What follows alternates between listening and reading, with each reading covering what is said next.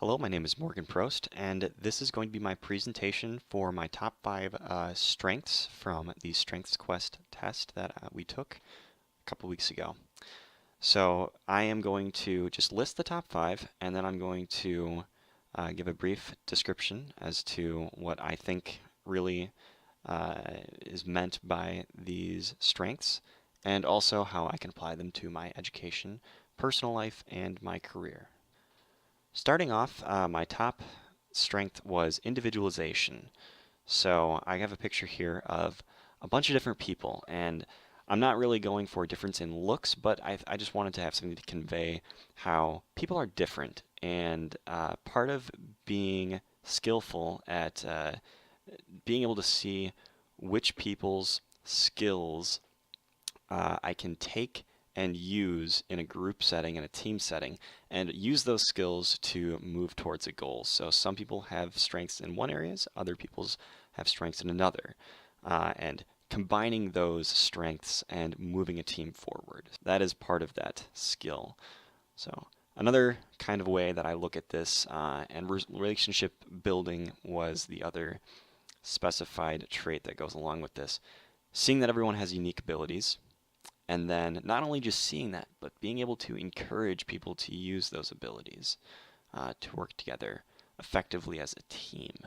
So how can I apply this to my education and professional life? So for my education, probably more towards team projects. Haven't had to do a team project yet, but we do a lot of class discussion, and that's a way that I can encourage people and see their individual skills and encourage them to refine those and work at their strengths. And then a subordinate development, that's more of probably a work setting, but I just had it under educational setting as well.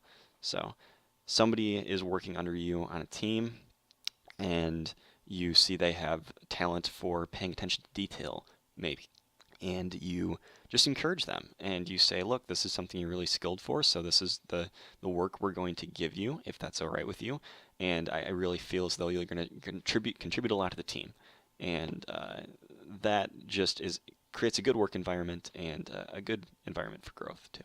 So personal and professional, touched a little bit on professional here, but department leadership, same kind of scenario with subordinate development.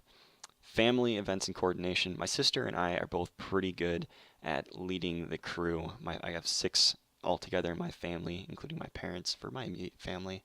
We know that certain siblings, I guess, if you will, are able to bring different things, I guess.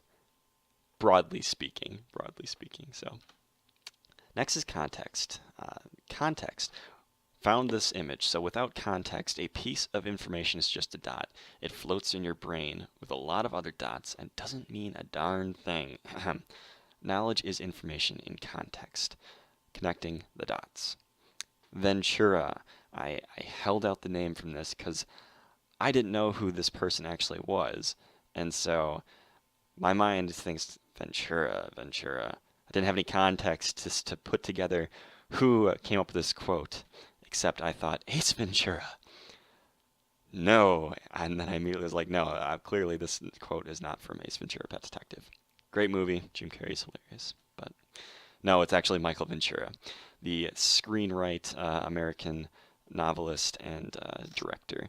So without having context, though, I didn't know where that quote came from. And that just kind of was funny to me. So context is everything. Knowing what events unfolded that gave us the world as we know it.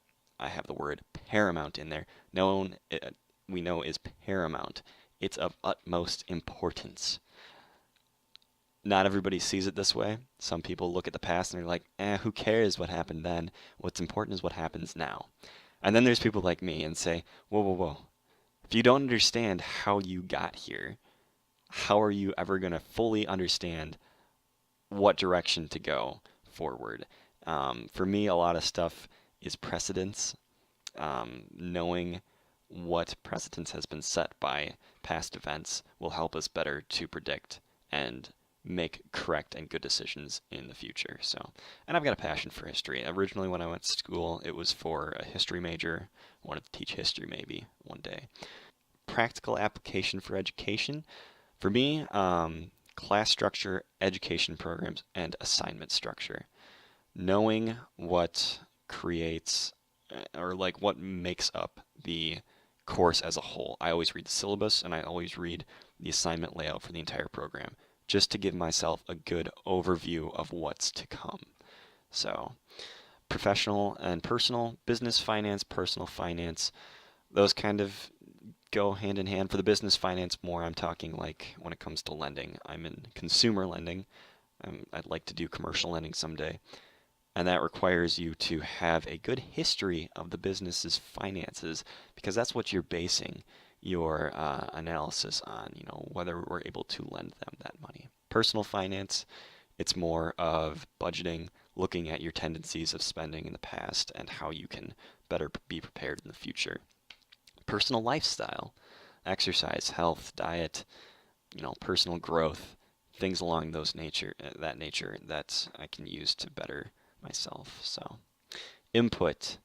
I have a picture here of one of our top generals in the Air Force. I always forget his name. Yes. Chief of Staff General Norton Schwartz. I immediately thought of a general when I was thinking of input and just how they're constantly gathering information. They're constantly looking for the one piece of information that's going to be the linchpin in their plan that they're creating or whatever it is that they're working on developing at the time. So saw this picture and I just thought it was a good visual aid. So always seeking more information. The more I can know about a topic, the better, in my opinion. Um, it second bullet point proves to lead to better decisions and outcomes. You're better to go into making a decision with a ton of information versus going in blind. However, the opposite of no information is information overload. And I got this picture here of this guy sitting at his desk and it's just got a bunch of paper flying into his face. And I was just like, that's information overload. I got a big old pile of papers on my desk. I'm not quite sure what's in it. And it's just, blah, can overwhelm you. But you need to be careful and selective sometimes about the information you're getting. How can I apply this to my personal life and education? Reading all the materials for a topic or chapter. Sometimes I will take the time and read through an entire chapter, set it down, not think about it for a day, come back to it, and then I won't reread it, but I will reflect on the stuff that I learned prior in the previous day. Just takes some time to digest that stuff. Feeling like you could teach the class. I was in a state labor law class where I I had the time, so I just read pretty much all the three books, volume 1, 2, and 3 of the Wisconsin Employment Law. Not a thrilling read, but I came into the class with great arguments and I knew the page number and the statute that I was basing my argument on. My teacher had a love-hate relationship with me for that, but just gathering the information, getting input, knowing the stuff that you need to know. For personal and professional, wealth management, I kind of touched on that with financial management, same kind of things apply. And then details directly related to my job, just gathering information on a day-to-day basis that are going to better prepare me for things that I'm working on for projects of either records or loan file management. So a learner kind of goes with input in my opinion. Got a nice picture there of the Library of Congress. Again, strategic thinking. People, I took this quote just directly, I liked it. People who are especially talented in a learning theme have a greater desire to learn and want to continuously improve. True. Self-improvement. In particular, the process of learning rather than the outcome excites them. Not so true for me. I definitely like getting to the end of a project and I enjoy getting to the end results of the things I've learned and just reaping the benefits of that. I do like learning. Sometimes it can be a bit grueling, but I definitely like the end too. So Learning is a constant event, kind of going on with continuous improvement. And this word perpetual learner, I do not remember where I heard this from, but it has always stuck in my mind. To be a perpetual learner, just constantly throwing yourself back into whether it's personal studies or your education or just looking for ways to improve upon what you already have. For education, keeping the vision of, I guess what I'm trying to say here is the end goal in mind, gives you the motivation to power through on days where I would rather do other things. I do have those from time to time. Conditioning myself for this kind of lifestyle. Haven't always been the strongest reader, haven't always been really inclined to read at all, but just right now I've kind of tried to bring that back into my life. I did it pretty well for a couple years where I read 3 or 4 books at a time, and now I'm bringing that back into my life again, and I'll get to that in just a second. Personal and professional, looking for ways to educate myself about my work and taking classes that are offered through my work. I have done that, and it gave me a much broader perspective of what the function is of a bank overall with regards to just the economy and the Federal Reserve. It was very helpful, and there's other opportunities for me to do things like that, and I will in time. So, but reading, being a well-read individual, like I said, 3 books at a time is something that I feel is a good way to juggle. Uh, Not only because it kind of just keeps you fresh and it keeps you just instead of getting bored with the same book, you're changing it up every once in a while. I like change, so I'm okay with that. And you can kind of cross learn things. You can take bits of stuff that you learned in one book and apply it to the one that you read the next day. And that's always been interesting to me, and I feel like you learn more than what you were expecting to in the first place. So. Last thing, analytical. I've got the thinker there. Got to see this actually in person. I went on a junior class trip on my junior year of high school, and I was all over Europe from London to Paris, all the way down to Milan, and then to Rome. And it was just an incredible experience. And I thought analytical. I immediately thought this statue of the thinker. So strategic thinking. Finally, again, um, input and learning are nothing without analysis.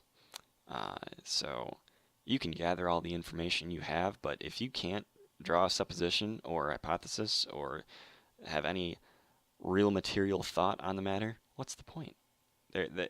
There's nothing that has been beneficial about that information then.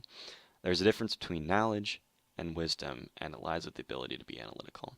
Knowledge is just knowing a bunch of stuff, and I guess you could probably get philosophical on that and do a little deeper, but wisdom, in my opinion, is being able to practically apply it to what you do and to improve your life and the lives of others with that. So, critical thinking skills. Plain and simple. That's what it is. Can you think critically about what you've learned? For application, education, planning out course work during the week. That is the best way I've found to effectively create an environment where I can be analytical. Knowing what's coming down the pike is just, it's important for me. And critically thinking about a thesis or a paper. We've started recently working on portfolio rationales. That's a great example of how you can just cut to the point about what the purpose is that you are doing on a paper or working on a project for. What is it that you're doing? Cut straight to the point. Personal and professional, planning ahead for work. Again, kind of like I plan out my week. I can plan ahead when I have moments of downtime, and that is helpful. Laying the groundwork for personal growth and goals. Setting reasonable goals and knowing your limits, but also being able to look and analyze the things that you've done in your past, and then being able to make accurate assessments of what your strengths and weaknesses are and how you can do better going forward. And that is the goal. The goal is that constant self-improvement. So These are my resources. I did draw a couple of things from different websites, whether they were pictures or bits of information. So thank you for listening to my presentation. I hope you enjoyed it, and have a good rest of your evening.